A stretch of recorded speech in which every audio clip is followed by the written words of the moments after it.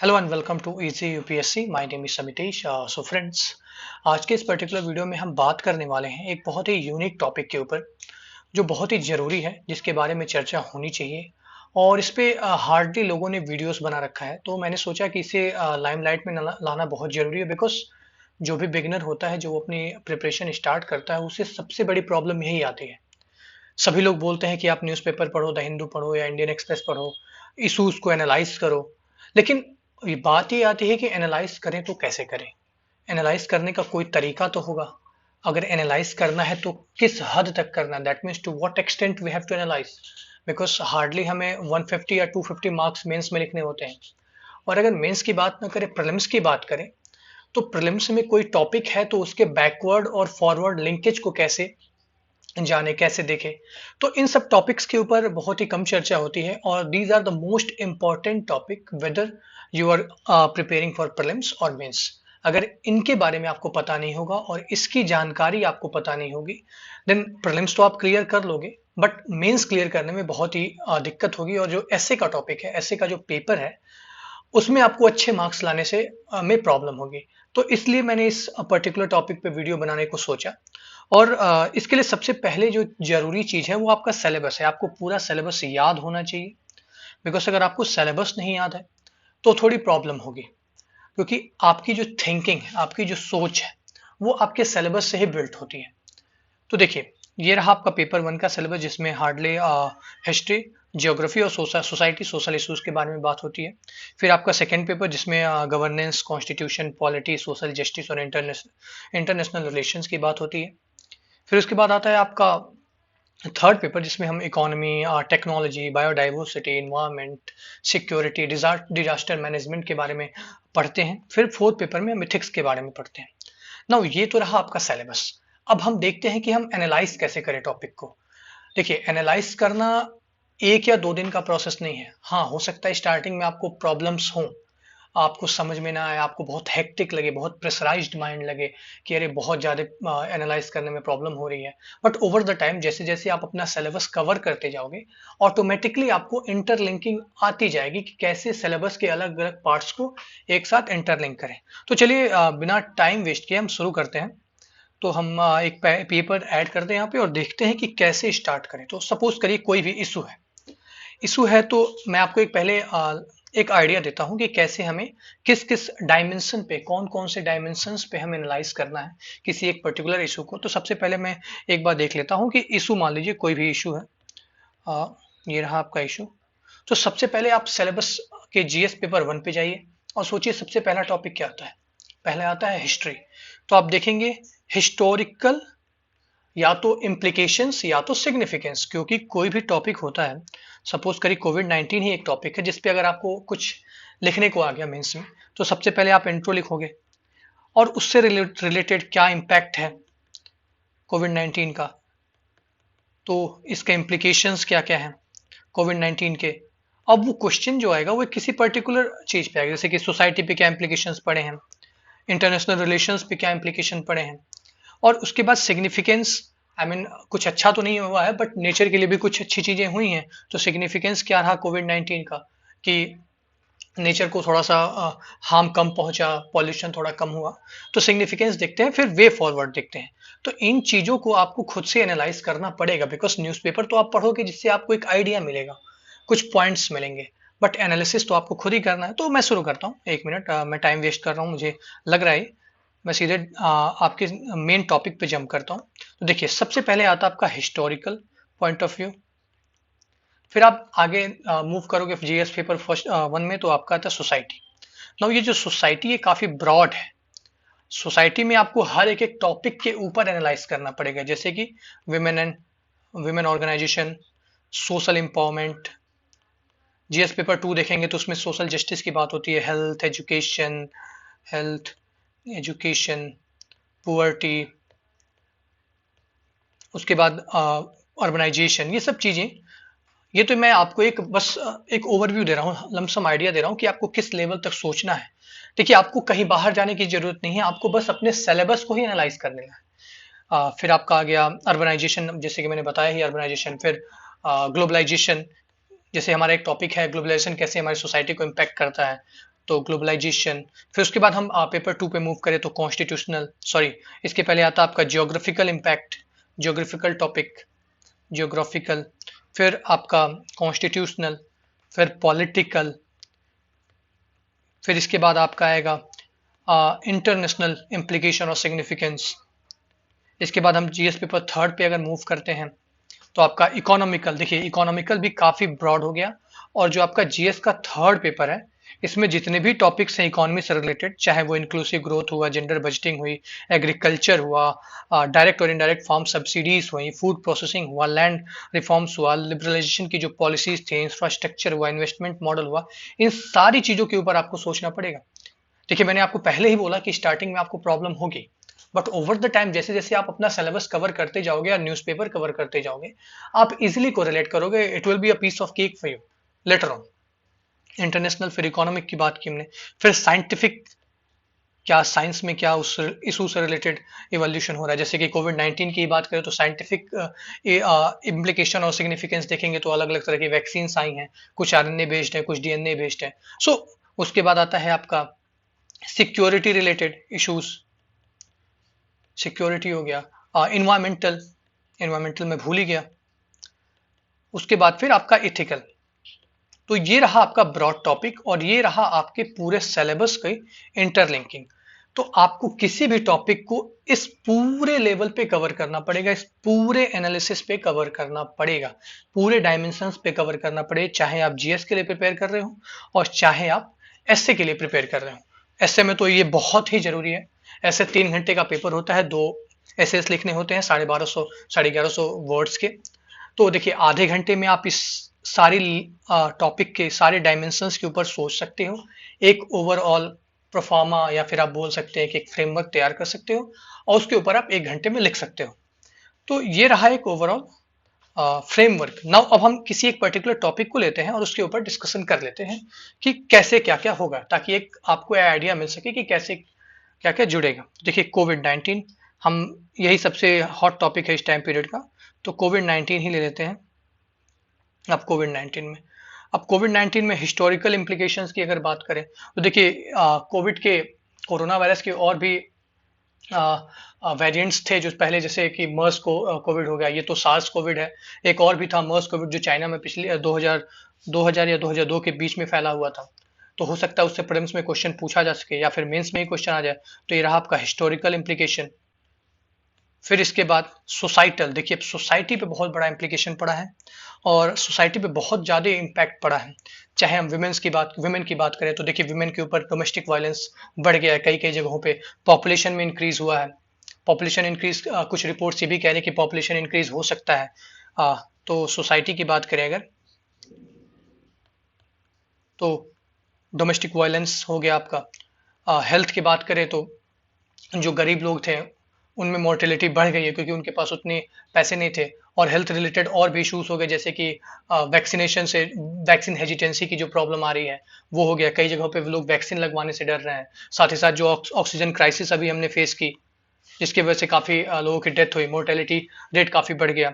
फिर इसके बाद अगर एजुकेशन की बात करें तो एजुकेशन में आपने देखा होगा कि एजुकेशन पूरा ऑनलाइन हो गया, जिसमें एक रिपोर्ट के अकॉर्डिंग 167 मिलियन जो स्टूडेंट्स हैं उनको बहुत ही प्रॉब्लम हुई। इंडिया में 27% जो 60% बच्चों के पास ही केवल ऑनलाइन सोर्स था, कोई एक स्मार्टफोन था या फिर लैपटॉप था जिससे वो अपने एजुकेशन को प्राप्त कर सकते थे, बाकी के पास नहीं था।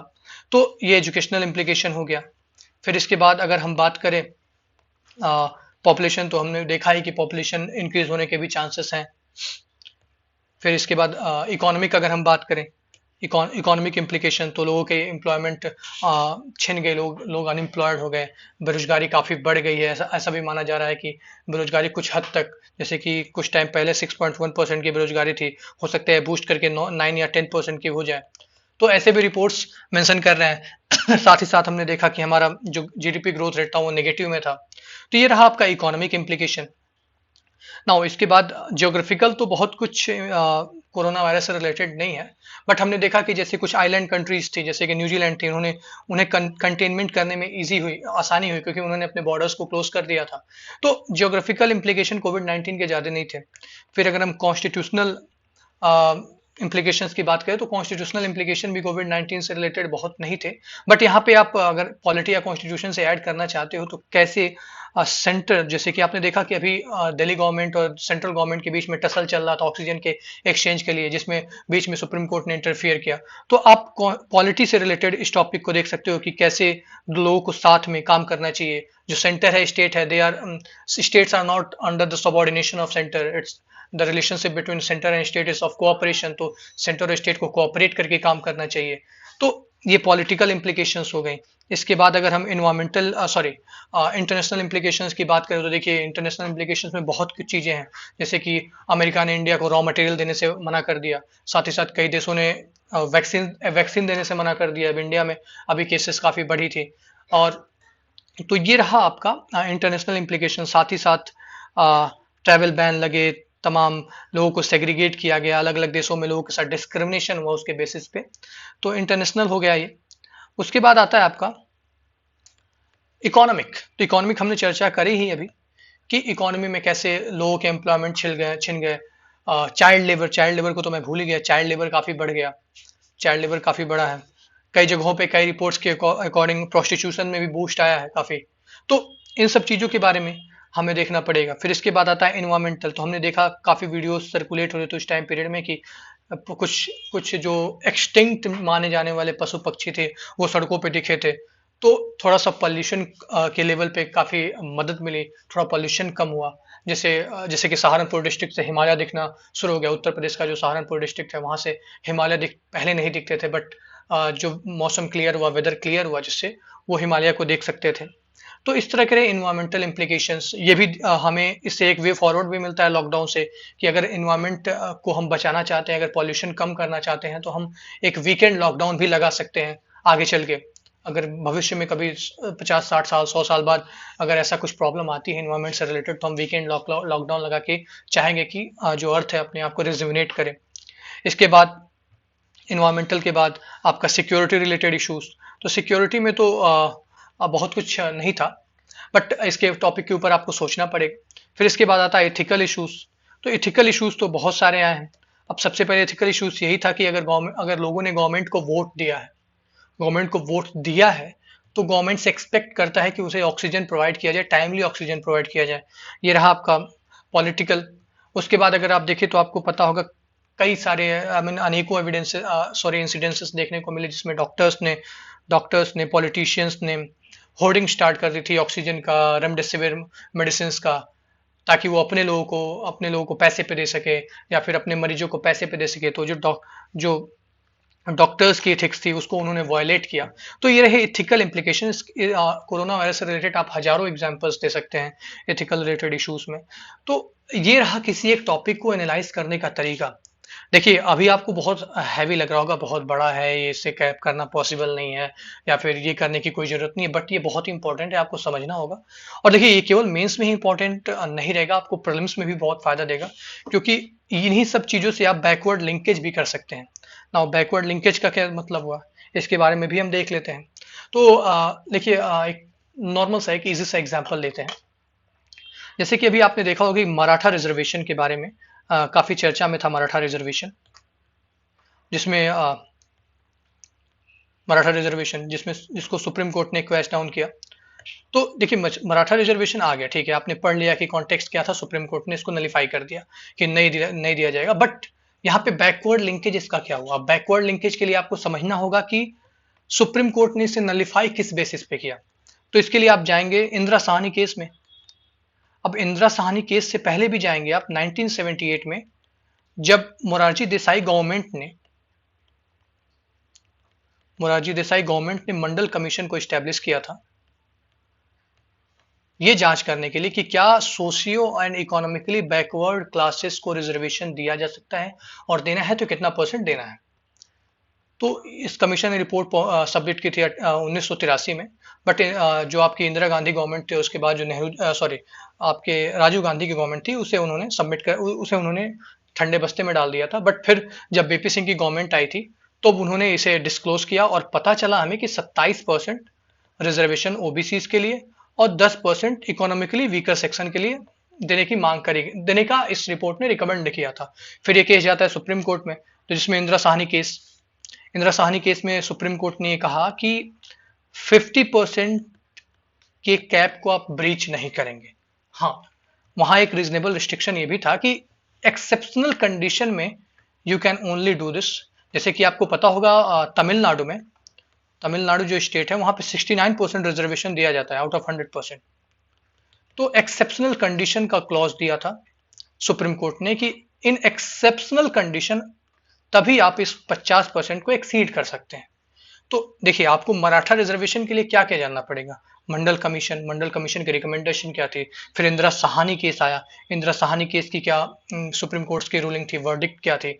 उसके बाद फिर आप देखोगे कि कौन कौन से अमेंडमेंट्स आते हैं, जैसे कि 102 अमेंडमेंट कॉन्स्टिट्यूशनल अमेंडमेंट आता है, कॉन्स्टिट्यूशनल अमेंडमेंट जिसमें कहा जाता है कि आपको मैं बताता हूं, जिसमें 102nd कॉन्स्टिट्यूशनल अमेंडमेंट में ये बात होती है कि जो ओबीसी है प्रेसिडेंट नोटिफाई करेंगे और एक लिस्ट बनाई जाएगी, सेंट्रल लिस्ट, जिसमें ओबीसी को मेंशन किया जाएगा। नाउ इसके बाद अगर ओबीसी को ऐड करना है तो ये केवल करेगा इंडियन पार्लियामेंट। किसी भी स्टेट के पास ऐसा पावर नहीं रहेगा कि वो कोई भी किसी भी कम्युनिटी को इस ओबीसी लिस्ट में डाल सके। ये 102nd कॉन्स्टिट्यूशनल अमेंडमेंट था, जो अमेंडमेंट हुई थी। तो इन सब चीजों के बारे में जानना होगा अगर आप मराठा रिजर्वेशन के बारे में पढ़ रहे हैं। तो देखिए, ये रहा आपका बैकवर्ड लिंकेज। फॉरवर्ड लिंकेज क्या हुआ? फॉरवर्ड लिंकेज यही हुआ कि आप इससे प्रोबेबल क्वेश्चंस क्या क्या हो सकते हैं प्रीलिम्स में चाहे मेंस में। तो प्रोबेबल क्वेश्चन ये हो सकता है कि क्या मराठा रिजर्वेशन, देखिए डायरेक्टली क्वेश्चन आएगा तो ऐसा तो चांसेस बहुत कम है, बट ऐसा आ सकता है क्वेश्चन की what is the reason behind the emergence of different regional demands of the different communities। जैसे कि आपको पता होगा मराठा रिजर्वेशन हो गया, मराठा कम्युनिटी रिजर्वेशन की बात कर रही है जो काफी प्रॉस्परस भी है। जाट कम्युनिटी, गुज्जर कम्युनिटी, अलग अलग जगहों पे जो डोमिनेंट है, सोशली और पॉलिटिकली डोमिनेंट है होने के बाद भी क्यों रिजर्वेशन की मांग कर रहे हैं, ये क्वेश्चन आ सकता है आपका। तो ये रहा आपका फॉरवर्ड लिंकेज। तो इस तरह से हमने बात करी बैकवर्ड लिंकेज, फॉरवर्ड लिंकेज की, और कौन कौन से वो लेवल्स होने चाहिए, कौन कौन से डायमेंशंस होने चाहिए जिसके ऊपर आपको एनालिसिस करनी चाहिए और करनी पड़ेगी अगर आप अच्छे मार्क्स चाहते हो मेंस में चाहे वो प्रीलिम्स में। तो आई होप ये वीडियो आपको पसंद आया होगा, और प्लीज इस चीज को ध्यान दीजिएगा, एनालिसिस करने में टाइम लगेगा। 1 या 2 दिन का खेल नहीं, 1 सप्ताह का खेल नहीं, 1 महीने का खेल नहीं है। कम से कम 6 महीने 7 महीने आपको लगेंगे। अभी आप जब कुछ हद तक अपने सिलेबस को कवर कर पाओगे तभी आप इस चीज को कर पाओगे। That's a clear thing. और साथ साथ आपको न्यूज़पेपर पढ़ना पड़ेगा, क्योंकि बिकॉज ये सारे डायमेंशंस आपके करंट अफेयर्स से ही मिलेंगे। तो ये रहा आज का video. That's it for this video. Thank you so much for listening me. Have a very good day.